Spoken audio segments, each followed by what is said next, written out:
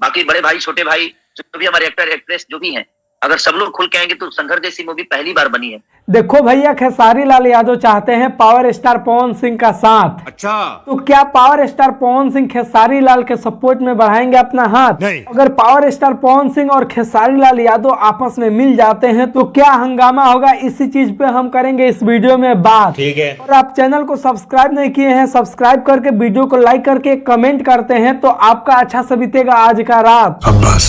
नमस्कार, मेरा नाम नीतीश कुमार, आप देख रहे हैं फिलहाल एनजे फन एक्स्ट्रा। देखते रहिए और देते रहिए अपना प्यार। देखो भैया, बात ऐसा है, खेसारी लाल यादव चाहते हैं पावर स्टार पवन सिंह का साथ। मुझे कहने में भी अलग लगता है कि मैं कहूँ और कोई ना करे तो, क्योंकि कई बार मैं कह चुका हूँ। मैं पर्सनली फोन नहीं करता हूँ, मैं तो जनता के सामने अपनी बातों को रखता हूँ कि अगर सब लोग करे तो शायद बहुत बेहतर हो सकता है। सबकी अपनी फैन फॉलोइंग है, सब लोग बेहतर करते हैं। तुम लोग यही ना सोच रहे हो कि कुछ दिन पहले स्टेजवा पर चढ़ के कहत रहन कि अगर मर्द बाड़ा तो बच्चा पैदा करके दिखावा। जौन आदमी पवन सिंह के कहत रहन अगर मर्द बाड़ा तो बच्चा पैदा करके दिखावा, आज उनकर साथ मांगत रहन। तो भाई हमरा से एक बात बताओ लो, इमे का गुनाह करता रह? गलत बात बोलले रहन, इनकरा ई शब्द ना बोले के चाहिए।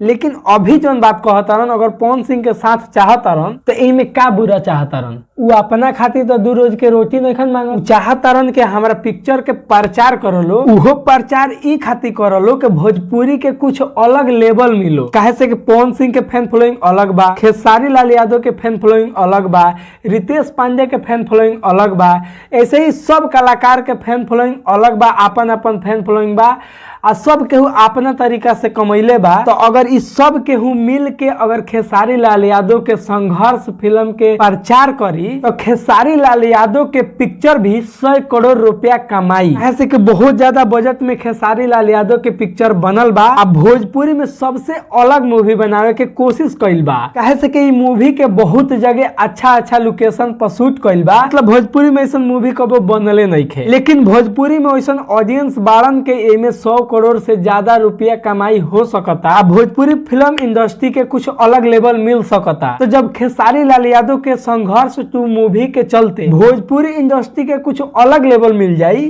तो इनमें का खराब हो जाई? मैं आपका साथ मांग रहा हूँ। खाली चोली साया खाली विवाद कइला से का मिली? हाँ मानता नहीं, खेसारी लाल यादव कहलन के हम खोद देनी। तो जब हाथ अभी बढ़ावा तरन तक पवन सिंह के हाथ बढ़ावे के चाहिए। पवन सिंह के का भोजपुरी के जितना भी कलाकार, बड़ कलाकार बालो, छोट कलाकार बालो, सब केहू के खेसारी लाल यादव के साथ देवे के चाहिए। इससे खेसारी लाल के अच्छा ना हुई, पूरा भोजपुरी इंडस्ट्री के अच्छा हुई। अगर भोजपुरी इंडस्ट्री में आज 100-200 करोड़ रुपया कमाई कोनो मूवी करता तो भाई दूसरो इंडस्ट्री में चर्चा हुई कि भोजपुरी में ऐसा पिक्चर बनेला जौन 100 करोड़ 200 करोड़ कमाई करेला। आ खेसारी लाल यादव फोन करके केहू के नखन कहत के तू लो हमार मूवी के प्रचार कर लो, पब्लिक के सामने कहतरन के प्रचार करित लो तो बहुत अच्छा रहला। तो अगला कहतन भाई तो थोड़ा हाथ बढ़ाइए भाई साहब। देखो लो, जितना लोग भोजपुरी इंडस्ट्री के आगे बढ़ावे के सोचत हुई वो खेसारी लाल यादव के साथ दी आ देवे के भी चाहिए। काहे से कि घड़ी कौन भोजपुरी के मूवी कौन मल्टीप्लेक्स में लागता कौन खाली टीवी पर यूट्यूब पर रिलीज होता। तो बताओ लो, ऐसे भोजपुरी इंडस्ट्री आगे बढ़ी? तो जब वो लेवल के बनल बा जौन मल्टीप्लेक्स में चल सकेला तो सब केहू के साथ देवे के चाहिए खेसारी लाल यादव के, और संघर्ष 2 के सपोर्ट करके भोजपुरी इंडस्ट्री के आगे बढ़ावे के चाहिए।